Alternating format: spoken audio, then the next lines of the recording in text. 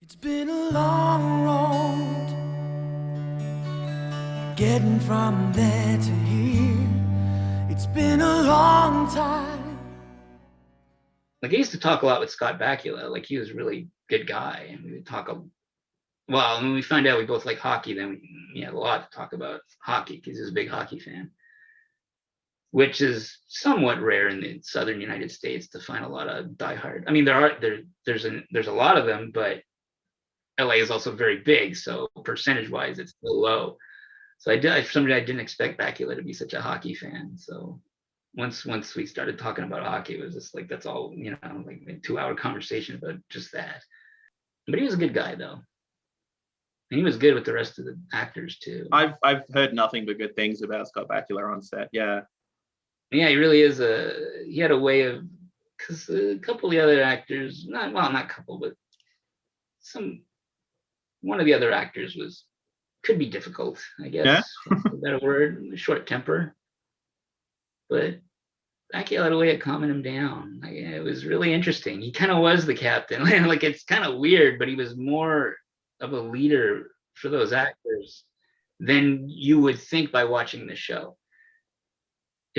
His real persona was more so like the leader of that team than the character in the show was. That's really funny. That's kind of weird, but that's what I noticed when I'd go to set, that he would, but not in a bad way, like in a very, like he would say just the right things to, like, for people to like relax. And yeah, he's really good at that.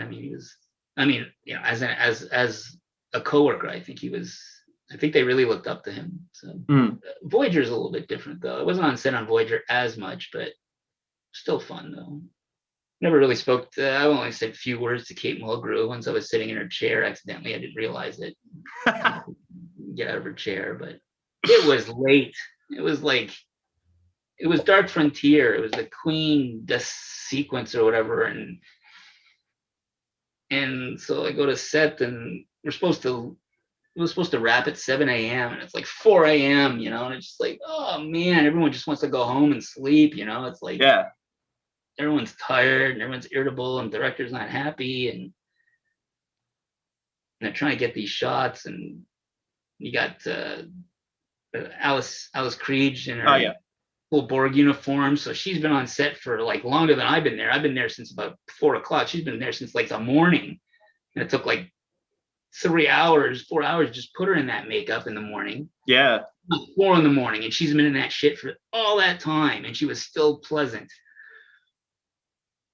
I was shocked. I was just like, wow, you're in a good mood. But she was pretty cool though. She was nice. Because at one point we were waiting because on the set they had to set up this whole rig or whatever. They were like futzing with, like, I don't know what, for this, not the assembly thing, because that was done CG anyway, but other parts of it were not. I don't know, the director wasn't happy with something, and so it was kind of hurry up and wait situation. So that's why I was sitting in the chair. When Kate Mulgrew came back, she was like, and I was like, oh, sorry.